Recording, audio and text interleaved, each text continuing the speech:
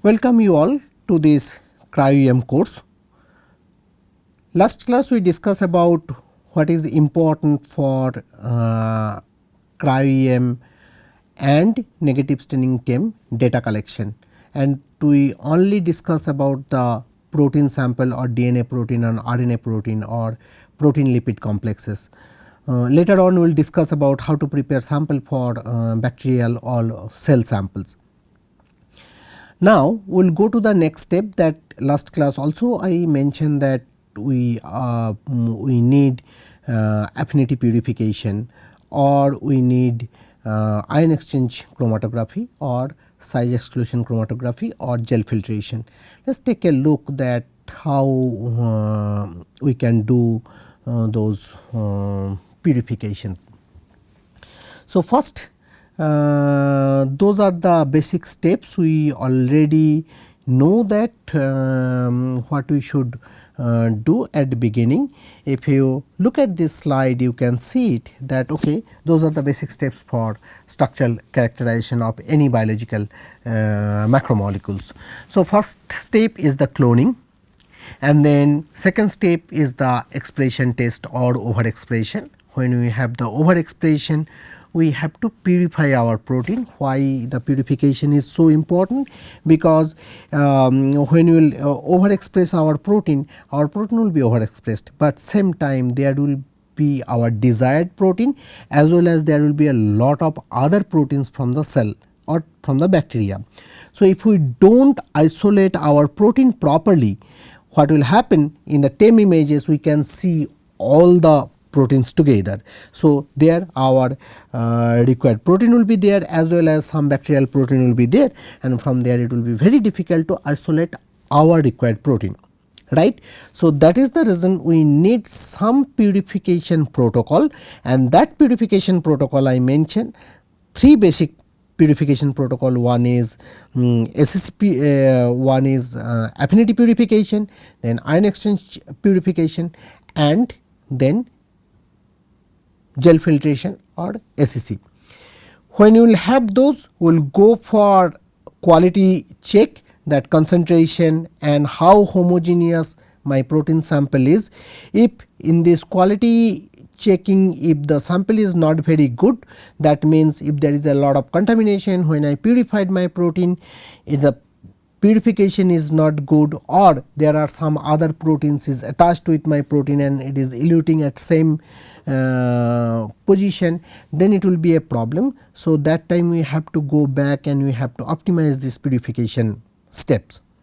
And then negative staining imaging, cryo imaging and image processing, that we already discussed last class. Okay. So, first step, now today our focus is purification.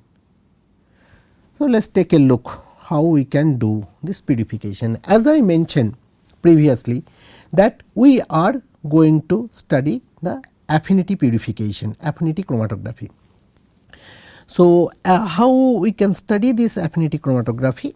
So, here you can see in this particular column, if you just look at this particular column, you can see it, there will be always a column, that glass column or plastic column, there will be a matrix, and this matrix there is a porous matrix will be there. So, this porous matrix will be attached here, and when you will add the protein sample will go through this porous matrix. There will be some kind of site. So, something like that, if you just consider this yellow. So, there is a matrix, and then yellow, it has some affinity to our protein sample. When there is some kind of affinity to my protein sample will go and bind to that particular ligand. So, here if you just consider there is a ligand binding site, or there will be some kind of metal ion which can attract my protein of interest, or there will be, as I already discussed about, I want to purify some antigen. In this matrix, if I just attached some antibody which is specific to that antigen, and if I purify that antigen and if we pass through that column, what will happen? They have some kind of affinity, that antigen antibody, particular that antigen will bind to that antibody, and rest of the protein whatever is inside the cell, that will go out. So, here if you just go through, you can see this orange and this particular yellow, it has some affinity with each other. And on the other hand, in the same solution, you have some protein in a green color, you have some protein in a purple color, and they do not have any affinity with those ligands. So, then what will happening? Whatever protein has that affinity, they are binding to this ligand, and rest of the protein is unbound, they will just go through this. And you can see this is the, so this is the part which we have a solid resin matrix, and then this is the specific that I already mentioned, that specific binding of molecules to the matrix ligand. So, now there are some ligand which cannot bind because we do not have this molecule enough.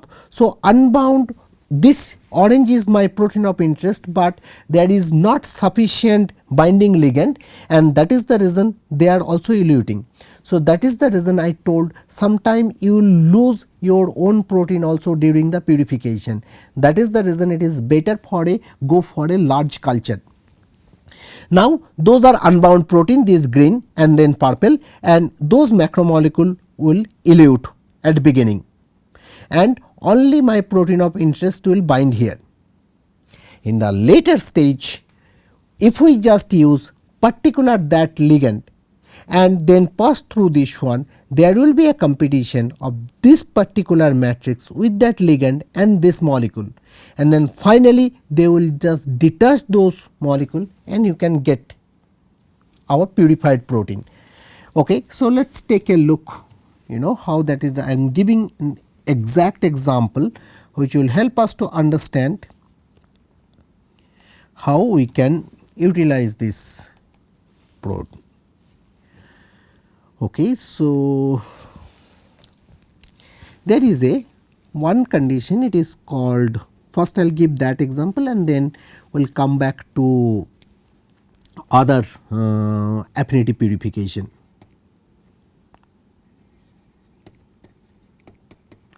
Affinity purification.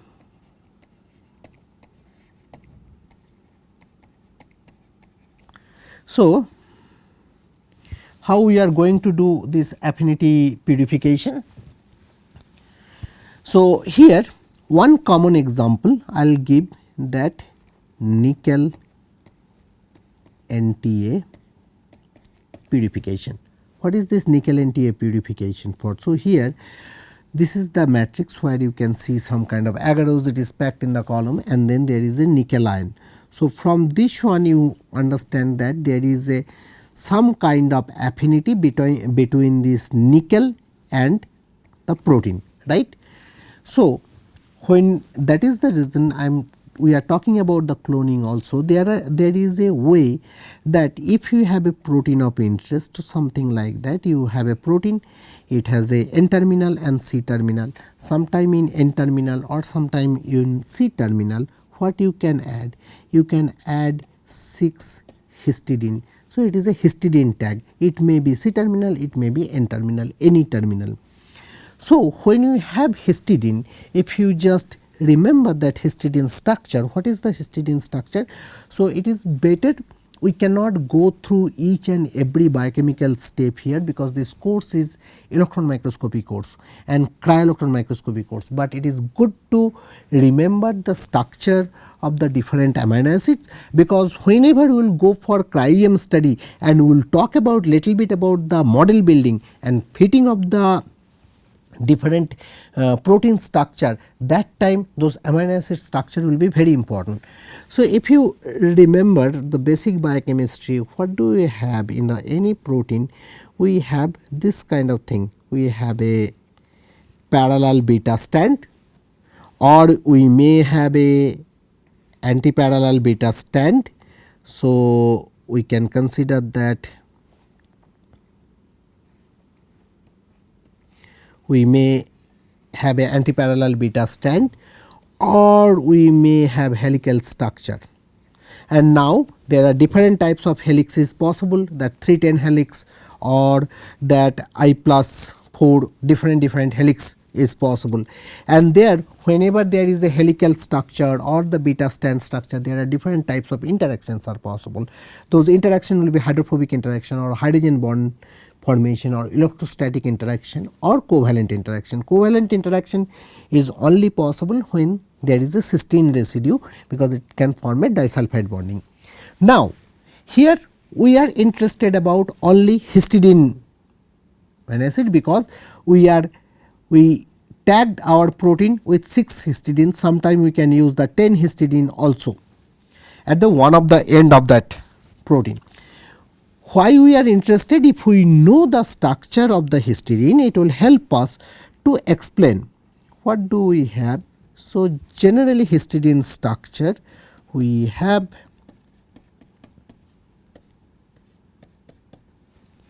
CH2 and then we have this structure where NH and this one, and there will be a double bond here. So, now you can see that histidine structure, there is a imidazole ring. If we just recall that imidazole ring, so how this imidazole ring look like? So, imidazole ring will be, because this imidazole is required in the later stage when we will do the purification. So, here you can see both this imidazole, this is my imidazole ring, this is my imidazole and this is my histidine. So, here in this protein continuously total 6 histidine residue or 10 histidine residue is there. When you have this histidine residue, you can imagine that okay, this nitrogen has some lone pair and free electron when it is forming a double bond also. So, now that nickel has a affinity and there is a possibility those nitrogen, lone pair nitrogen can form a coordinate bond with this nickel. So, what is happening in our protein of interest? This is my protein of interest.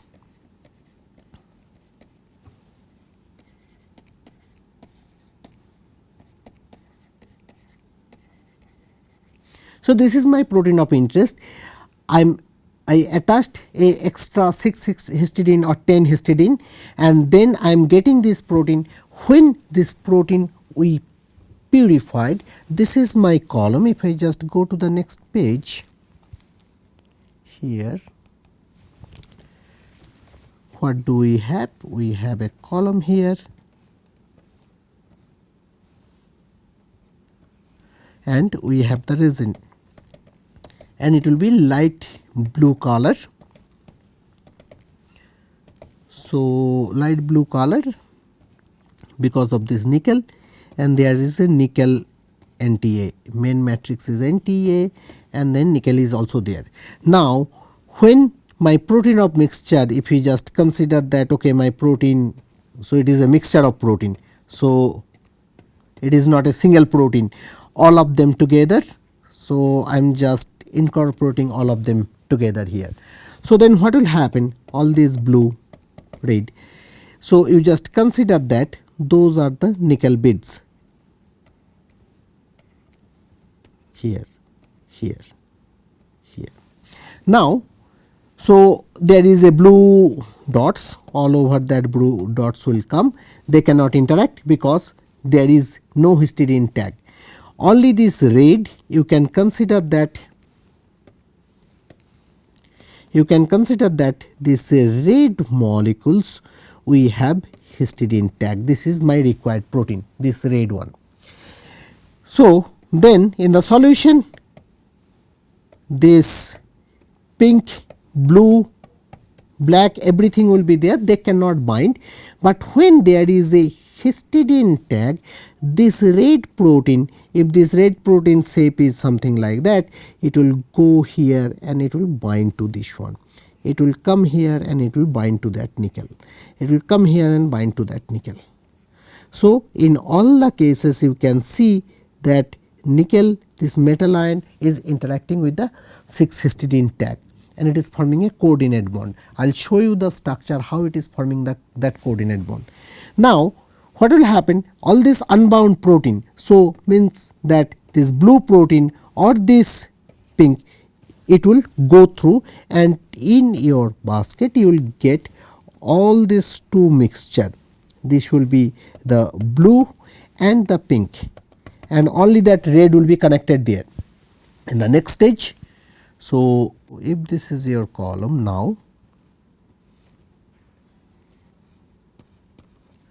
what do you have here?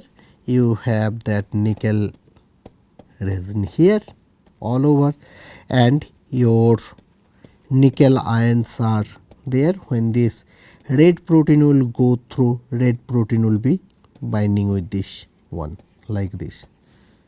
Okay. Now, in the next stage, as I mentioned that imidazole and that histidine, in last slide when I was drawing, this is my imidazole. If we just consider that this is imidazole double bond and this one. Now, this imidazole I am adding here. When I add imidazole here, so that imidazole will directly compete with that histidine tag, and then when we have a excess imidazole concentration, imidazole will go and bind here and red dots will be replaced from that nickel. Red dot will be replaced because the imidazole concentration is also very high and imidazole concentration will replace most of this required protein, and then finally in the elution we will get our required protein where we have only this red protein in this solution. So, this is one kind of affinity purification. Now, the similar kind of affinity purification is there, that is called the GST tagged affinity purification. As I told, antibody antigen based affinity purification, and then there is a MVP tag affinity based purification. Sometimes some peptides or ligand we can also use it for affinity based purification. So, we will go back to our slide and see that what kind of structure they are forming here.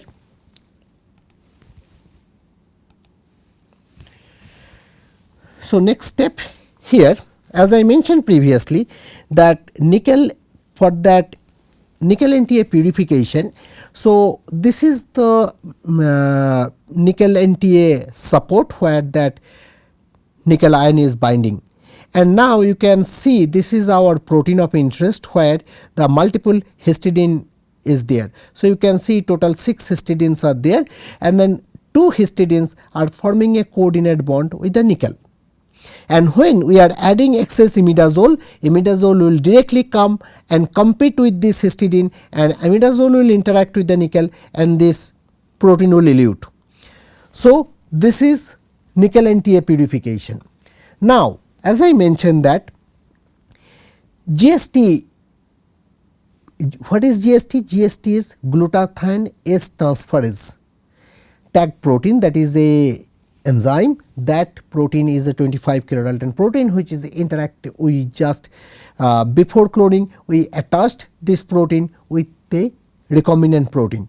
When it is attached with this recombinant protein, this protein is a GST tag, and now in a same procedure we are following, there is a column and through that column we are passing this recombinant protein and other proteins are also there. In that column there is a immobilized glutathione is there. Glutathione is the substrate of this GST. So, then definitely it will go and bind there with this glutathione, and this when this glutathione will bind, when we add excess glutathione separately, what will happen? This glutathione will interact with this GST. That glutathione S transferase, this excess glutathione, this ligand, it will interact with this GST and it will detach from this matrix. And then what will, so initial stage when the second step, when there is a binding and the rest of the unbound protein will elute and will remove all the unbound protein from the solution. So, my solution is completely clean. When my solution is completely clean, only that unbound protein is removed, then I use glutathione. I will pass the glutathione through the column, and that step is called elution. So, that elution time, that glutathione will directly bind to my protein of interest, because that is attached with the GST, and then that will be detached from that matrix and will elute this protein using this glutathione ligand. So, this is two affinity based purification I am showing. There will be many others. So, here one of the example is that DNA can also be used as an affinity ligand. As I mentioned, some protein has affinity towards DNA. So, something like DNA polymerase. So, if there is a DNA polymerase, or if any protein, so sometimes some nucleosome which is binding to the DNA. So, if some protein has affinity towards DNA, and if we can make a matrix which has that particular DNA sequence, then we can purify my required protein using that ligand. So, it can be used to purify DNA binding protein, DNA repair protein, helicase, polymerase, restriction enzyme, like that. Same thing is possible for the RNA also, because similar process can be used to develop RNA affinity ligands. So, some protein is specifically interacting with the RNA. So, now if we have RNA attached to the matrix of the column, and if my required protein bind to that particular sequence of the RNA, we can use this to attach that protein and remove rest of the protein. Finally, same RNA we can use, and that can directly interact with our protein sample, and protein will be detached from the matrix and we can collect. So, peptide affinity chromatography is the another methods which can be used to purify the biomolecules. So, there are different steps. We cannot go each and every steps in details. Then we cannot focus on the cryo-EM sample preparation or TEM sample preparation. So, those are the interesting area, like MVP tag also I mentioned that. So, those are the interesting purification areas. If someone is interested, you can go through your biochemistry books. So, it may be Lellinger, it may be Voigt and Voigt, or any other biochemistry book, you will get all these things in details. Now, next let's take a look to the next one, that ion exchange purification. What is that ion exchange purification? So far we have a ligand, and this is my protein of interest. When there is a ligand, protein of interest is going and binding. So, this is my protein of interest and this is my ligand. So, ligand is attached to the matrix here, protein is coming and binding to that ligand directly, and rest of the protein is going away.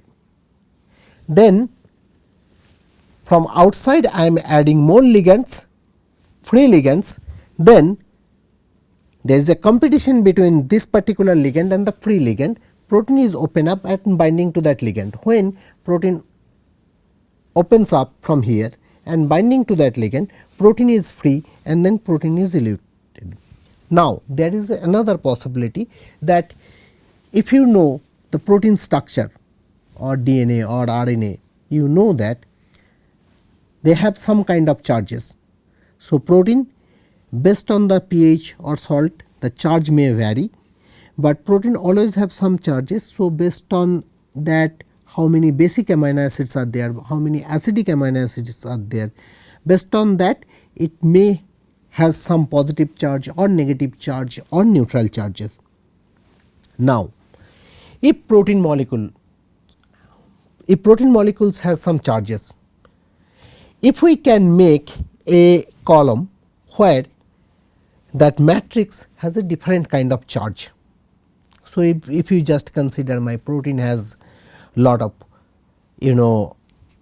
aspartic acid and glutamic acid. Aspartic acid and glutamic acid has one extra COOH group, and we are keeping a pH in such a way that most of the COO group is COO minus condition.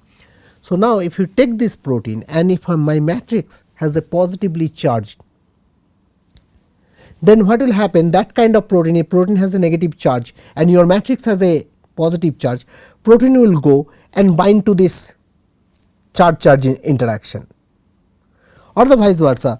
If the column has a negative charge and your protein has a positive charge, so then again there will be an interaction. So, protein will come and interact. Now, rest of the protein, if they cannot interact, because if rest of the protein, if my matrix is negatively charged and my protein has a positively charged, means mostly lysine, arginine, histidine is there, and if they are interacting with this matrix and rest of the protein, if it is a neutral or it is a negatively charged, there will be a repulsive force and those protein will go away from the column. So, then at the end we can change the charge of the protein again using some salt or the pH changes and detach this protein from the matrix, and we can elute that protein. So, this is called the ion exchange chromatography. So, that is the reason first we want to discuss that what types of ion exchanger we can use. So, here some cellulose anionic exchanger which is called diethyl amine ethyl, so DEAE cellulose, and carboxymethyl, that CM cellulose, the most popular cationic and anionic exchanger. There are some from this table here.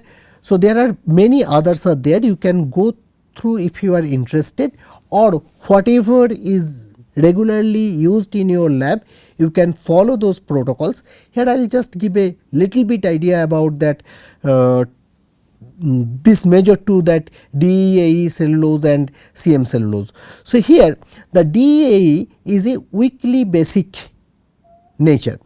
Now, the overall architecture, that ionizable group is this one, that is CH2CH2N C2H5 whole 2, where this nitrogen 2 hydrogen is replaced by this bulky ethyl group, and this is basically used to separate acidic or neutral protein. So, because it is weakly basic, so acidic has some affinity to this base and they can interact. The similar is that CM cellulose is weakly acidic and the functional group is that CH2COOH. They used to separate basic and neutral amino acid, just opposite one. What is the overall architecture of that one? So, here this is the cellulose base basically. So, this is the cyclic and this is a complete chain, you can recall that this is a 6 member ring, and now this is the R group which is changing for DEAE. This will be the functional group where we have a CH2CH2NH C2H5 whole 2, or for CM it is CH2COO minus. So, based on this charge you can see that nitrogen has a plus charge and COO minus has a negative charge. Based on that charge it is just has a affinity to opposite charge group. So, this one has a affinity towards the positively charged group and this one has a affinity towards the negatively charged group. Let us take a look to actual purification step. So, this is the ion exchange chromatography.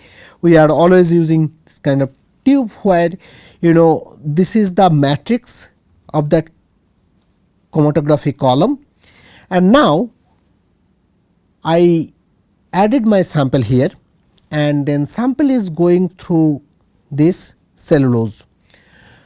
Whenever there is a charge difference, if it is basically charged, it has some affinity with the acidic protein. If it has a acidic matrix, it has some affinity towards the basic.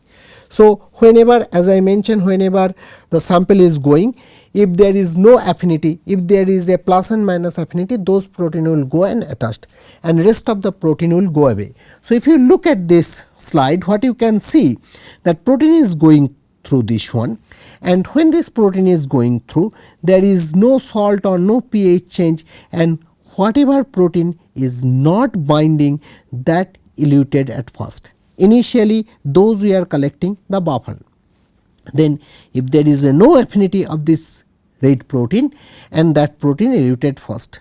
Then second one has some weak affinity, and that will elute the second stage, when we will gradually increase the salt concentration. When we will gradually increase the salt concentration, salt ion has more affinity to those charge, and the matrix will directly interact with this salt, and protein will be detached from the matrix.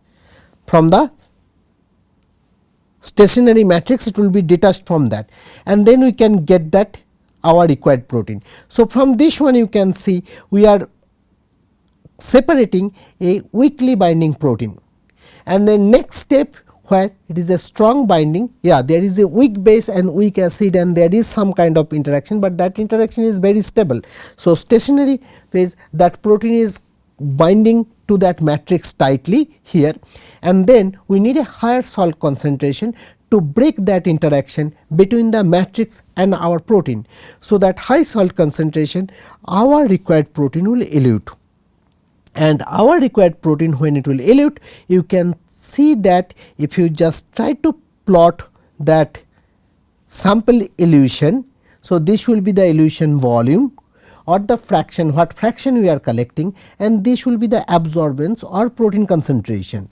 So, here at low salt concentration, unbound protein will elute, and then gradually at high salt concentration, our required protein will elute. So, this is one way we can separate out our protein sample. So, we can use both affinity chromatography and ion exchange chromatography at early stages to isolate our required protein, and unbound protein, everything we can remove it, but still there will be some kind of contamination or unwanted protein will be mixed with our required protein.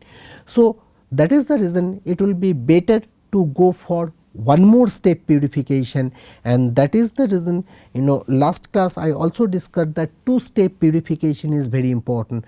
We will do affinity purification or ion exchange purification, and then take those protein and go for a size exclusion chromatography. Size exclusion chromatography basically isolate the protein sample based on their size.